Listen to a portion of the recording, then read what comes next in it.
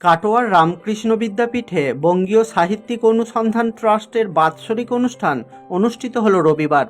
বঙ্গীয় সাহিত্যিক অনুসন্ধান সমিতি পিছিয়ে পড়া শ্রেণীর কবি সাহিত্যিকদের নিয়ে কাজ করে রাজ্যে সাড়া ফেলেছে। পিছিয়ে পড়া শ্রেণীর, বিশেষ করে সংখ্যালঘু, আদিবাসী, দলিত শ্রেণীর কবি সাহিত্যিক যারা বিভিন্ন লেখালেখি করে অথচ তারা কোনো বড় জায়গায় সুযোগ পান না, তাদেরকে সুযোগ করে দেওয়া থেকে শুরু করে বিভিন্ন সাহিত্য সম্মেলন, কবি সম্মেলন এবং অন্যান্য বহু অনুষ্ঠান করে উৎসাহের ব্যবস্থা করে বঙ্গীয় সাহিত্যিক অনুসন্ধান ট্রাস্ট। কাটোয়া রামকৃষ্ণ বিদ্যাপীঠে জেলা তথা রাজ্যের বিভিন্ন প্রান্তের, এমনকি বাংলাদেশের অনেক বিশিষ্ট কবি সাহিত্যিক বুদ্ধিজীবী এই বাৎসরিক অনুষ্ঠানে অংশগ্রহণ করেন। এই অনুষ্ঠান থেকে ঈদ সংখ্যা প্রকাশ করা হয় এবং অন্যান্য অনেক লেখকের বই প্রকাশ করা হয়। অনুষ্ঠানে দুই বাংলার বহু বিশিষ্ট ব্যক্তিত্বরা উপস্থিত হয়েছিলেন। বিশিষ্ট প্রত্নতত্ত্ববিদ, সাহিত্যিক, গবেষক মোহাম্মদ আইয়ুব হোসেনকে সাহিত্য সাধক সম্মানে সম্মানিত করা হয় এই মঞ্চ থেকে। অনুষ্ঠানের সম্পাদক এম রুহুল আমিন সমগ্র অনুষ্ঠানটি পরিচালনা করতে বিশেষ ভূমিকা রাখেন। অনুষ্ঠানের সভাপতি ডক্টর রমজান আলী বলেন, বঙ্গীয় সাহিত্যিক অনুসন্ধান ট্রাস্ট বহু কবি সাহিত্যিককে সঠিক প্ল্যাটফর্ম দিচ্ছে, এর ফলে তারা তাদের প্রতিভার বিকাশ করার সুযোগ পাচ্ছে। এই অনুষ্ঠানে Mohammad Ayub Hossain, doctor Ramzan Ali, M Ruhul Amin, professor জাহির আব্বাস, সোনা বন্দ্যোপাধ্যায়, বাংলাদেশের বিশিষ্ট সাহিত্যিক এম এ আলিম, বিশিষ্ট কবি গৌরপদ দাস, শুভেন্দু কুমার রায়, প্রসেনজিৎ আদিত্য, শামিমা আসমান, রোজিনা, নাসিমা, ডাক্তার শামসুল হক সহ রাজ্যের বিভিন্ন প্রান্ত থেকে কবি, সাহিত্যিক ও বুদ্ধিজীবীরা অংশগ্রহণ করেছিলেন।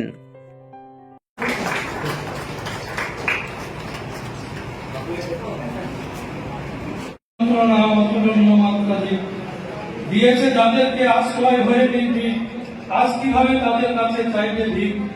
সারা বিশ্ব সমাজে ওরাই ন্যায়ের প্রতি, সুবিচারের নামে প্রহসন ফল অমানবিক। দিক দিক দিক তাদের শতদিক, যারা দেখেও দেখে না রাজ্যের দিক, যারা দেখেও দেখে না রাজ্যের দিক। ধন্যবাদ।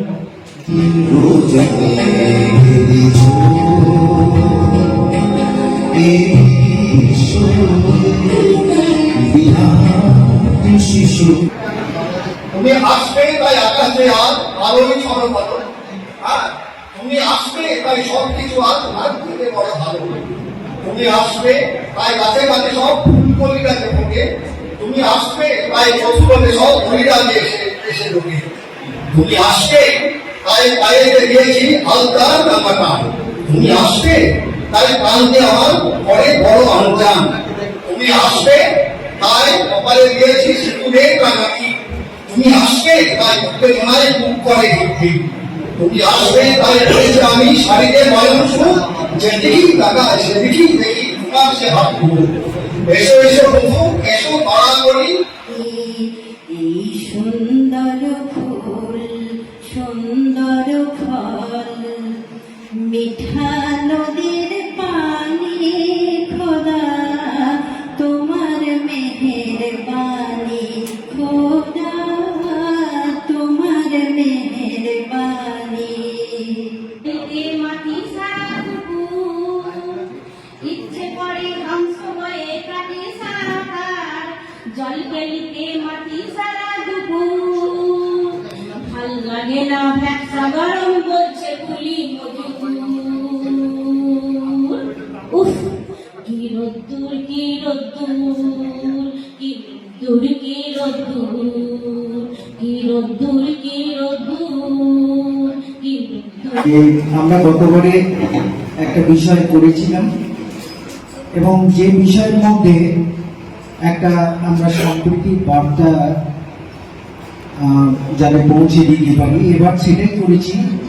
পাশাপাশি বাস পড়োশী সমাজ, খুব দ্রুত আমরা এটা মানে বিষয়টাকে যাতে আমরা ঈদের আগে বের করতে পারি এরকম একটা টার্গেট করে এটা এসেছিলাম, যেন পশ্চিমবঙ্গের প্রথম আমাদের ঈদ সংখ্যা প্রকাশ হয়।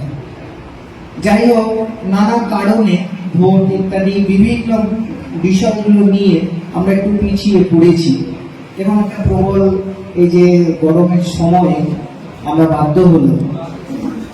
এটা আমরা আগে মানে এর পরের যে সংখ্যা আমাদের হবে, মানে পরের বছর যে ঈদ সংখ্যা হবে সেটা আমরা মাথায় রাখবো।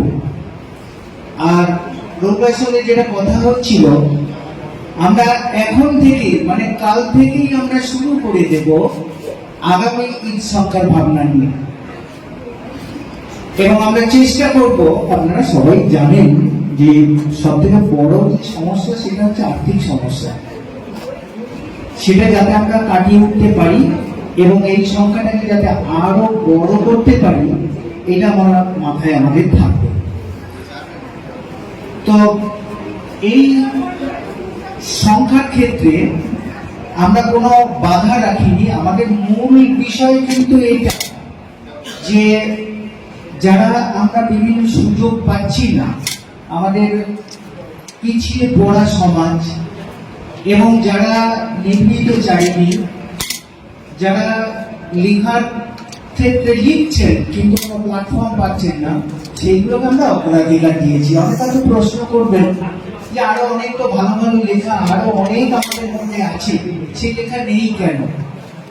এই প্রশ্ন আসতেই পারে, কিন্তু আমরা মূলত যারা পিছিয়ে পড়া, যারা সুযোগ পায় না, তাদেরকেই আমরা বেশি সুযোগ দেওয়ার চেষ্টা করেছি এবং আগামী দিনেও আমরা এটা করব। আর এটা আপনারা জানেন যে সম্পাদনা করতে গিয়ে অল্প কিছু ত্রুটি থাকে, যেটুকু ত্রুটি এর মধ্যে আছে তার দায়বদ্ধতা আমি নিচ্ছি।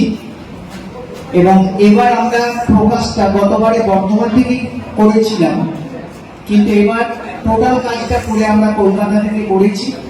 আমরা সেখান থেকে অনেক শিখতে পেরেছি। আগামী দিনে এটাকে আরো একটা ভালো জায়গায় নিয়ে যাব, এরকম একটা শপথ এবং পরিকল্পনা। অবশ্যই আপনাদের মতামত সেখানে থাকবে, এই নিয়ে আমরা এগিয়ে যাব। ধন্যবাদ সবাইকে। পড়বেন, মতামত দেবেন, লেখা পাঠাবেন। আসলে আজকে বঙ্গীয় সাহিত্যিক অনুসন্ধান ট্রাস্ট, আমরা নাম শুনেছেন, আসলে এটা ছিল আগে বঙ্গীয় সাহিত্যিক অনুসন্ধান সমিতি। তো আমরা আপনারা জেনে থাকবেন যে বঙ্গীয় সাহিত্যিক অনুসন্ধান সমিতি পশ্চিমবঙ্গের বিশেষ করে উদীয়মানা নিভৃতচারী যে সমস্ত সাহিত্যিক তাদের অনুসন্ধানের আঙিনায় আমরা আনার চেষ্টা করছি, এবং সেই সাথে আমরা যারা এই সমাজে পিছিয়ে আছে, বিশেষ করে আদিবাসী, সংখ্যালঘু, এই সমস্ত সমাজে যে সমস্ত কবি সাহিত্যিক আছে তাদেরকে অনুসন্ধানে আমরা রত। আজকে যে বললেন যে কিশোর অনুষ্ঠান, আসলে একটা মিলন উৎসব এবং তার একটা উপলক্ষ চাই, বার্ষিক মিলন উৎসব। আমরা ঈদ উপলক্ষে আজকে আমরা এই মিলন উৎসব করেছি। কে কে উপস্থিত আছেন? আচ্ছা, এই অনুষ্ঠানে উপস্থিত হয়েছেন একেবারে পশ্চিমবঙ্গের উত্তরে দার্জিলিং থেকে একদম মেদিনীপুর পর্যন্ত, অর্থাৎ সাগর পর্যন্ত বিভিন্ন জেলা থেকে উপস্থিত হয়েছেন। তার মধ্যে বিশেষভাবে আমরা বলবো, এবং তিনি আজকেই সংবর্ধিত হয়েছেন সাহিত্য সাধক হিসাবে। তিনি হচ্ছেন মোহাম্মদ আইব হোসেন, উনি আজকে সংবর্ধিত হয়েছেন। এবং সেই সাথে আজকে বিশেষভাবে উপস্থিত ছিলেন সোনা বন্দ্যোপাধ্যায়, উনি এসছেন কলকাতা থেকে, ছিলেন আমাদের সভাপতি, কার্যকরী সভাপতি রমজান আলী, এবং সেই সাথে উপস্থিত হয়েছেন বাংলাদেশ থেকে এম.এ. আলিম বলে একজন কবি।